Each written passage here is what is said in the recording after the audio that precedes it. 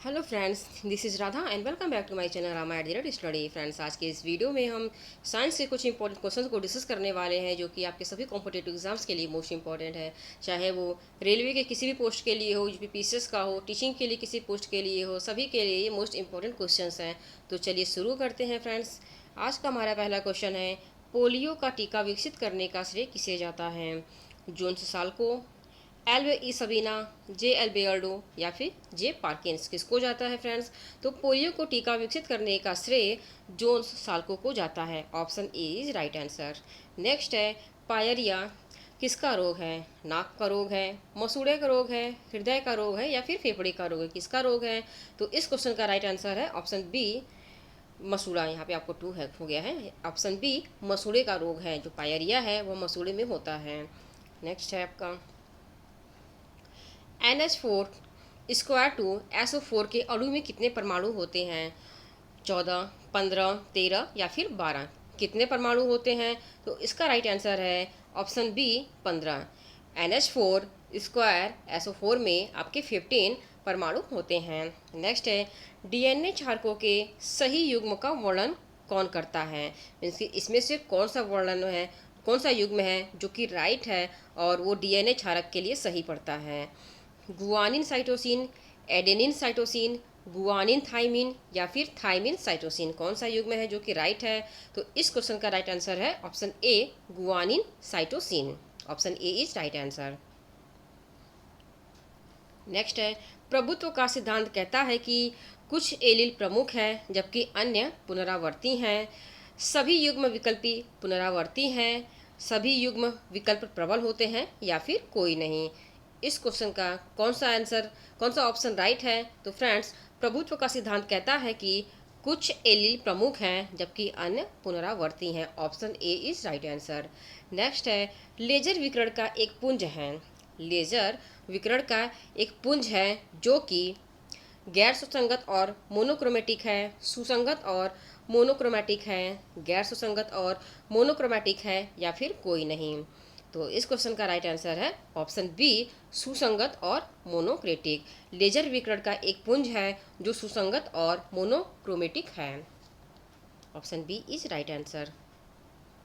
Next है, कौन सा हार्मोन भावनात्मक अशांति का कारण बनता है?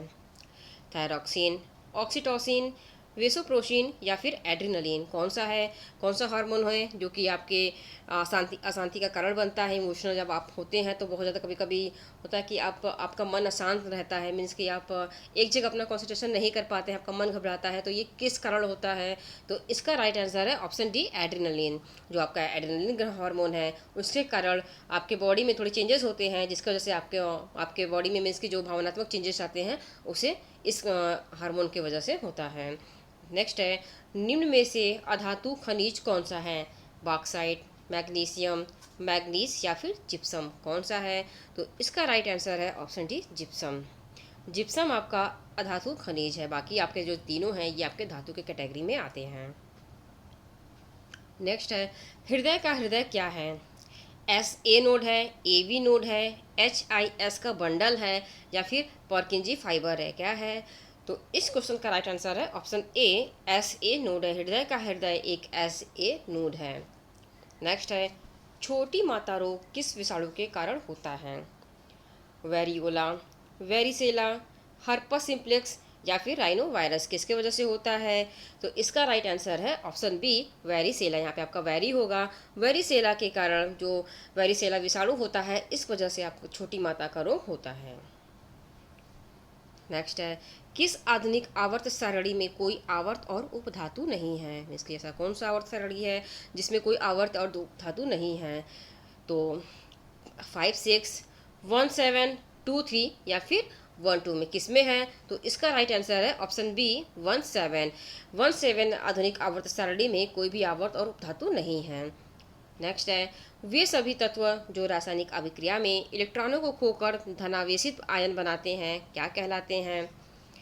धातु कहलाते हैं, उपधातु कहलाते हैं या फिर अधातु कहलाते हैं या फिर कोई नहीं? कौन है जो क्या कहलाते हैं, जो इलेक्ट्रॉनों को खोकर धनावेशित आयन बनाते हैं? तो इसका राइट आंसर है ऑप्शन ए, धातु। Option A is right answer.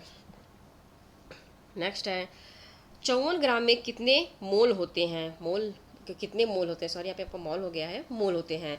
54 ग्राम में कितने मोल होते हैं? 13.5 मोल, 10 मोल, 12 मोल या फिर 25 मोल, कितने मोल होते हैं? तो 54 ग्राम में 13.5 मोल होते हैं मीन्स कि option A is right answer. Next है पौधों के अधिकांश लाल, नीला और बैंगनी रंग किस वर्णक के कारण होते हैं? एंथोसाइनिन, कैरोटीन, क्लोरोफिल या फिर जैंथोफिल, किसके कारण होते हैं? जो कि जैसे कि पौधों का जो रंग होता है लाल, नीला और बैंगनी रंग का होता है, तो इसका राइट आंसर है ऑप्शन ए एंथोसाइनिन। एंथोसाइनिन के कारण पौधे का जो कलर होता है वो लाल, नीला और बैंगनी कलर में हो जाता है। नेक्स्ट है ऑर्निथोलॉजी क्या है? हड्डियों का अध्ययन है, पक्षियों का अध्ययन है, गंध का अध्ययन है या फिर कोई नहीं? तो इस क्वेश्चन का राइट आंसर है ऑप्शन बी पक्षियों का अध्ययन है। ऑर्निथोलॉजी पक्षियों का अध्ययन है, option B is right answer. Next है विटामिन B12 का मुकाबला करने के लिए सबसे उपयोगी है? एनीमिया, गोइटर, रतौंधी या फिर रिकेट्स, कौन सा है? तो इस क्वेश्चन का राइट आंसर है ऑप्शन ए एनीमिया। एनीमिया के लिए B12 इसका मुकाबला कर सकता है, मीन्स कि एनीमिया अगर होता है तो B12 का आपको B12 की ज़रूरत होती है। नेक्स्ट है पौधों से पानी की बूंदों के रूप में पानी का छोड़ना क्या कहलाता है? मीन्स कि जो आप देखते होंगे कि पौधों के ऊपर कभी कभी ड्रॉप रहते हैं, मीन्स कि पानी की जो बूंदें होती हैं तो वो क्या कहलाता है? रूट दबाव कहलाता है, वाष्पोत्सर्जन कहलाता है, गुटेशन कहलाता है या फिर कोई नहीं, क्या कहलाता है? तो इस क्वेश्चन का राइट आंसर है ऑप्शन सी गुटेशन। जब पौधों से पानी की बूंदों के रूप में जो पानी छोड़ा जाता है, पौधे जो पानी छोड़ते हैं बूंदों के रूप में, तो यह गुटेशन की क्रिया कहलाती है, यह गुटेशन कहलाता है। नेक्स्ट है क्लोरीन Cl2O7 में क्लोरीन का ऑक्सीकरण अवस्था क्या है? -2, +7, -1 या फिर +1, क्या है? तो इसका राइट आंसर है ऑप्शन बी +7। क्लोरीन का ऑक्सीकरण अवस्था इसमें आपका क्लोरीन के ऑक्सीकरण की अवस्था +7 है। नेक्स्ट है निम्न में से किस लिए रडार का प्रयोग किया जाता है? जलमग्न पनडुब्बियों का पता लगाने के लिए, रेडियो रिसीवर में सिग्नल प्राप्त करने के लिए, भू स्थिर उपग्रह का पता लगाने के लिए या फिर हवाई जहाज की वास्तविक स्थिति का पता लगाने के लिए? किस लिए रडार का प्रयोग किया जाता है? तो इसका राइट आंसर है ऑप्शन डी हवाई जहाज की वास्तविक स्थिति का पता लगाने के लिए रडार का प्रयोग किया जाता है। फ्रेंड्स मोस्ट इंपॉर्टेंट है, ये आपसे एग्जाम में पूछे जा सकते हैं। नेक्स्ट है मैक नंबर क्या है? वस्तु की गति इंटू ध्वनि की गति, वस्तु की गति माइनस ध्वनि की गति या फिर वस्तु की गति प्लस ध्वनि की गति या फिर वस्तु की गति अपॉन ध्वनि की गति, क्या है? तो मीन्स कि आपका मैक नंबर क्या कहलाता है? तो इसका राइट आंसर है ऑप्शन डी वस्तु की गति बाई ध्वनि की गति। क्या है आपका? वस्तु की गति बाई ध्वनि की गति मैक नंबर कहलाता है। मोस्ट इंपोर्टेंट फ्रेंड्स, आप इसे अच्छे से याद कर लीजिएगा, आपसे एग्जाम में पूछे जा सकते हैं। नेक्स्ट है निम्न में से किसके तापमान में वृद्धि के साथ प्रतिरोध कम हो जाता है? शुद्ध सिलिकॉन, तांबा, निक्रोम या फिर प्लैटिनम के साथ? किसके साथ किसके तापमान में वृद्धि के साथ प्रतिरोध कम हो जाता है? तो इसका राइट आंसर है ऑप्शन ए शुद्ध silicon. Option A is right answer. शुद्ध सिलिकॉन के साथ तापमान में वृद्धि के साथ प्रतिरोध कम हो जाता है। नेक्स्ट है निम्न में से कौन ऑक्सीकरण नहीं है? दहन, अवक्षेपण, भोजन का पचना या फिर श्वसन, कौन सा है जो ऑक्सीकरण की श्रेणी में नहीं आता है? तो option B is right answer. अवक्षेपण ऑक्सीकरण की श्रेणी में नहीं आता है। नेक्स्ट है छाया में पौधे को पनपने वाले पौधे को, मीन्स की छाया में जो कि शैडो में पौधे जो ग्रो करते हैं उन्हें क्या कहते हैं? हेलियोफाइट्स, थियोफाइट्स, सियोकाइट्स या फिर कोई नहीं, क्या कहते हैं? तो इस क्वेश्चन का राइट आंसर है ऑप्शन सी सियोकाइट्स। जो शैडो में पौधे ग्रोथ करते हैं उन्हें सियोकाइट्स कहते हैं। Option C is right answer. Next आपका प्राकृतिक गैस का दहन किस प्रकार का रासायनिक अभिक्रिया है? संयोजन अभिक्रिया, अपघटन अभिक्रिया, ऊष्माक्षेपी अभिक्रिया या फिर विघटन अभिक्रिया, किस प्रकार की रासायनिक अभिक्रिया है? तो इस क्वेश्चन का राइट आंसर है ऑप्शन सी ऊष्माक्षेपी अभिक्रिया। प्राकृतिक गैस का दहन एक प्रकार का ऊष्माक्षेपी अभिक्रिया है। Option C is right answer.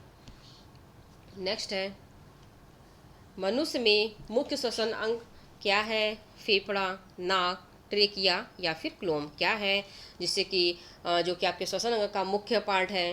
तो इसका राइट आंसर है ऑप्शन ए फेफड़ा। फेफड़ा मुख्य श्वसन का श्वसन का एक मुख्य पार्ट है।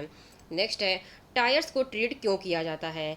अच्छा दिखने के लिए, घर्षण बढ़ाने के लिए, लंबी उम्र बढ़ाने के लिए, मीन्स कि टायर की लंबी उम्र को बढ़ाने के लिए, या फिर वजन बढ़ाने के लिए। किसके लिए ट्रीट किया जाता है टायर्स का? तो इसका राइट आंसर है ऑप्शन बी घर्षण बढ़ाने के लिए। Option B is right answer. Tyres को ट्रीट इसलिए किया जाता है जिससे कि उसका घर्षण बढ़ सके। नेक्स्ट है, टॉर्च में से किस प्रकार के प्रकाश पुंज की प्राप्ति होती है? समांतर प्रकाश पुंज, संश्रित प्रकाश पुंज, अपसृत प्रकाश पुंज या फिर उपर्युक्त सभी। किस प्रकार के पुंज की प्राप्ति होती है? तो इसका राइट आंसर है ऑप्शन बी संश्रित प्रकाश पुंज। जो टॉर्च से, जब टॉर्च में जो लाइट जलता है तो उससे संश्रित प्रकाश पुंज की प्राप्ति होती है। Option B is right answer. Next है, कॉपर चूर्ण को वायु में गर्म करके उसके सतह पर कॉपर ऑक्साइड की एक प्रजाति है, तो इस प्रकार का उस पर कॉपर ऑक्साइड रखी जाती है, मीन्स कि आप उस पर आप उसको रखते हैं तो किस उस प्रकार के परत का रंग कैसा होगा? तो काला होगा, सफ़ेद होगा, पीला होगा या फिर भूरा होगा। किस प्रकार का होगा?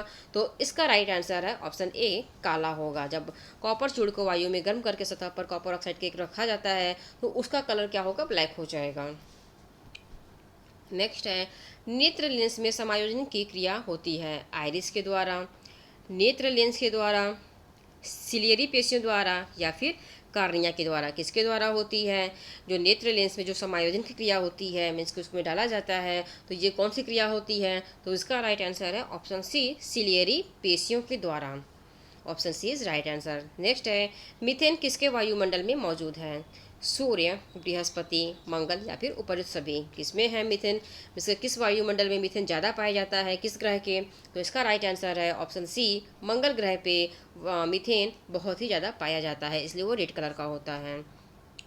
नेक्स्ट है, साग सब्जियों का विघटित होकर कंपोस्ट बनाना किस प्रकार की अभिक्रिया का उदाहरण है? उष्माशोभी, उष्माक्षेपी, प्रतिस्थापन या अभयगामी। कौन सी प्रक्रिया कहलाती है या कौन सी अभिक्रिया कहलाती है?